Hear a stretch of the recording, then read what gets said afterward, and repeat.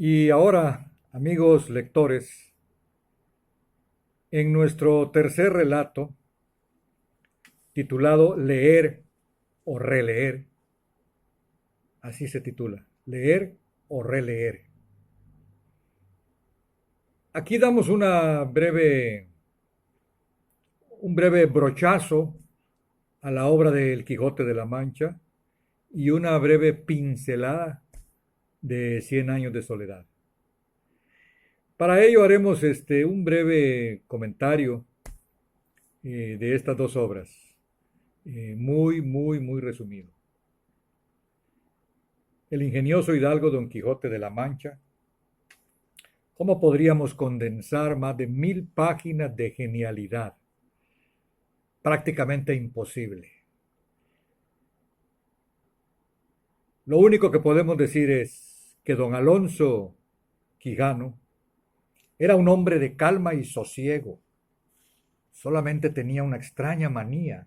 Devoraba libros de caballeros andantes y aventureros de la Edad Media. Tanto así que quedó completamente loco. Y para rematar su locura, decide salir a resolver problemas ajenos, no sin antes vestirse a la usanza de los héroes caballeros, con su lanza, con su adarga, o sea, su escudo, y con un casco antiguo. Por supuesto, no le faltó su flaco caballo al que llamó Rocinante, su bella enamorada a la que bautizó Dulcinea del Toboso, por la región de Toledo en España, de la cual se creyó perdidamente enamorado, solo que ella lo ignoraba. Y también su fiel escudero, el famoso Sancho Panza. Cientos de aventuras hacen de esta novela la más leída en lengua castellana y la máxima obra de Miguel de Cervantes y Saavedra. Sobre la muerte del autor, sobre la muerte de Miguel de Cervantes, me gustaría leerles un breve resumen tomado en base a un artículo del doctor Carlos Ursáiz Jiménez, ese famoso médico cirujano, novelista y conferencista del mundo maya. En él nos narra la triste muerte del más ilustre literato de habla española de todos los tiempos, don Miguel de Cervantes y Saavedra. Y nos dice que falleció en su casa de Madrid, supuestamente de una enfermedad llamada hidropesía, un 23 de abril de 1616. Al momento de su muerte le acompañaban 3 mujeres. Catalina de Salazar, con quien no tenía buenas relaciones, su esposa, pues según ella le había hecho sufrir mucho. También una sobrina de nombre Constanza, de quien no se duda que le tenía afecto. Y también estaba con él su hija Isabel, que fue engendrada con una tal Ana Franca. Esta hija terminó siendo monja más adelante.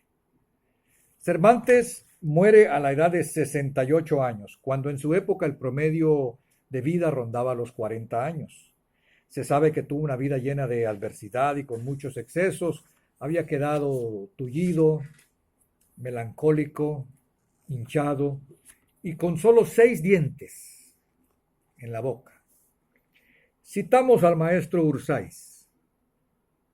Por fortuna el deterioro recayó en el cuerpo y no en la cabeza, pues su cerebro siguió chisporroteando hasta el último momento o hasta muy cerca del último momento.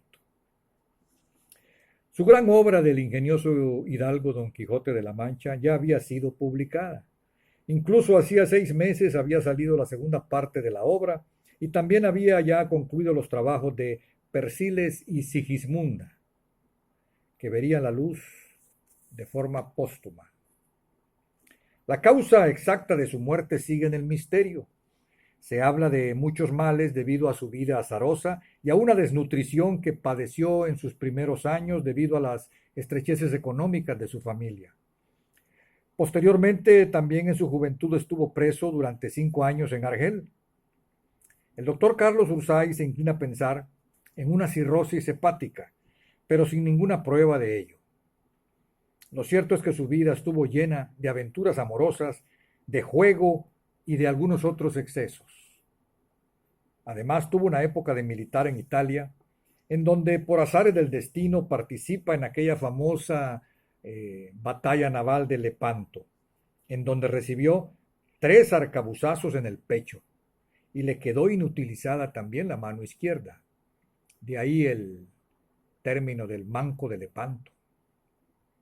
Después de una larga convalecencia regresa al ejército y se casa con una napolitana llamada Silena, con quien procrea un hijo al que ponen por nombre Promontorio. Nos dice el doctor Ursáis que este es un nombre aparatoso que no se explica viniendo como vino de un gran escritor, de un gran poeta. Posteriormente deja a su familia y emprende el regreso a España, con tan mala suerte que el barco en que viajaba cae en manos de piratas berberiscos, quedando preso en Argel durante largos 5 años de cautiverio. En el año 1580, gracias a unos monjes trinitarios, se logra su rescate y vuelve a España después de 12 años de ausencia. Se casa allá en España entonces con doña Catalina Salazar y Bosmediano y se pone a escribir publicando entonces La Galatea. Después sufre varias peripecias y de nuevo pasa algunos meses en prisión. Se dice que fue en esa cárcel en Sevilla donde se empieza a gestar la historia del Quijote de la Mancha. Por fin en el año 1604 ve la luz la primera parte de esta gran obra y el triunfo fue inmediato, aunque no es remunerado de manera similar. Dice el doctor Ursáis que quizá la cirrosis no sea la mejor causa de muerte para un prócer, pero varios artistas dice han muerto por ello. Creo que al propio Cervantes, dadas las preferencias de su época, le hubiera gustado una muerte gloriosa, por ejemplo durante la defensa de la cristiandad en Lepanto. De este modo se habría convertido en héroe o a lo mejor en santo. Sí es posible. Pero entonces nuestro héroe no habría escrito El Quijote de la Mancha. Interesante resumen y artículo que habla del autor, Miguel de Cervantes. Sobre la otra pincelada que mencionaremos en el cuento, se trata de Gabriel García Márquez con sus 100 años de soledad. Tenemos este libro de Editorial Diana que nos hizo llegar la Secretaría de Cultura de Yucatán, Sedeculta, como acervo a los mediadores de lectura, y me parece interesante leerles el texto de la contraportada. Aquí resume brevemente la obra. Dice así: muchos años después, frente al pelotón de fusilamiento, el coronel Aureliano Buendía había de recordar aquella tarde remota en que su padre lo llevó a conocer el hielo. Macondo era entonces una aldea de 20 casas de barro y caña brava, construidas a la orilla de un río de aguas diáfanas, que se precipitaban por un lecho de piedras pulidas, blancas y enormes, como huevos prehistóricos. Mito por derecho propio, saludada por sus lectores como la obra en español más importante después de la Biblia. 100 años de soledad cuenta la saga de la familia Buendía y su maldición, que castiga el matrimonio entre parientes dándoles hijos con cola de cerdo.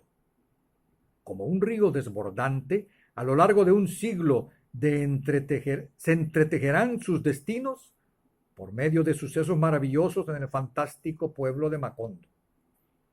En una narración que es la cumbre indiscutible del realismo mágico y la literatura del boom, de ese famoso boom latinoamericano. Alegoría universal. Es también una visión de América Latina y una parábola sobre la historia humana. Pasamos ahora, amigos, a leer nuestro tercer y último relato. Leer o releer. Un amigo italiano llamado Lector di Tutti, hombre de 65 años de edad, con el lomo ligeramente arqueado, la tapa craneal con pocos pelos, de portada aguileña, bibliófilo empedernido, me dijo una vez: amigo, tengo una duda existencial. A lo cual yo le respondí: Lector, ¿en qué te puedo ayudar? con voz serena me dijo: ya me queda menos tiempo de vivir que lo ya vivido.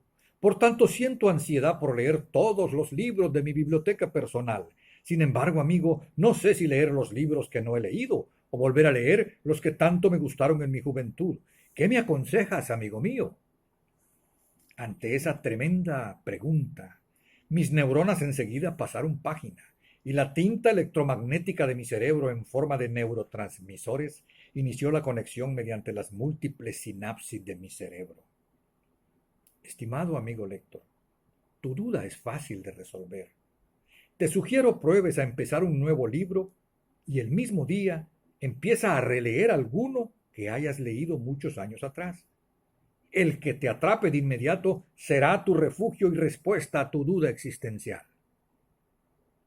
Mi amigo se sintió más tranquilo y se arrancó, ni más ni menos que con el Código da Vinci y el Quijote de la Mancha. A la siguiente semana nos reunimos para el sagrado café de los viernes por la noche, y mi pregunta no se hizo esperar. Cuéntame, amigo lector, ¿por qué rumbo navega tu mente? Mio caro amico, Rocinante cabalga de nuevo. Y con esa respuesta empezó su parloteo quijotesco. Amigo, nunca creí disfrutar tanto de una nueva lectura. Y digo esto porque el Quijote de la Mancha lo leí de principio a fin en el colegio de mis años mozos, pero querido amigo, hoy soy un nuevo hombre. No digo viejo, que conste, usado sería la palabra. Basta decirte, mi fiel amigo, que veo ahora a don Alonso Quijano como el más cuerdo de los hombres. El mensaje de Miguel de Cervantes y Saavedra pasó por mi mente en la época estudiantil, pero ahora, amigo querido, ahora se ha quedado estacionado y ha calado en mi alma. ¿Qué ha pasado? Muy simple, le contesté. El contenido de Don Quijote de la Mancha es el mismo de siempre. Sin embargo, tu contenido, amigo lector, no es el mismo. Cierto, muy cierto, amigo, me contestó. No te imaginas cómo he disfrutado toda esa maravillosa ruta del ingenioso Hidalgo en la región de la Mancha, desde la gran ciudad de Toledo, con su río Tajo que la baña, la taberna donde fue armado caballero, los gigantes molinos contra quienes creyó librar fabulosas batallas, el pueblo del Toboso donde vivía su amada Dulcinea, en fin, una aventura maravillosa. Mi entusiasmo, querido amigo, me obliga a confiarte que desde hace 2 días también he vuelto a pasearme por tu querido Macondo. Oh, amigo del alma, qué bella aldea y qué familia tan interesante. Ya no es realismo mágico para mí, ahora siento magia real. Gracias, mi querido Gabriel. Tu consejo fue estupendo. Y así termina este breve cuento sobre leer o releer. Amigos, espero que nuestro compartir con estas 3 breves lecturas haya sido de su agrado y hayamos juntos dejado volar nuestra imaginación, primero con las vocalitas y el ceibón, posteriormente cazando ese monstruoso marlín pez espada en las costas de Cuba, y por último, releyendo al Quijote de la Mancha y, por qué no, también a 100 años de soledad con Macondo, la aldea perdida en el tiempo. Gracias, amigos, y que las letras nos sigan acompañando. Hasta la próxima.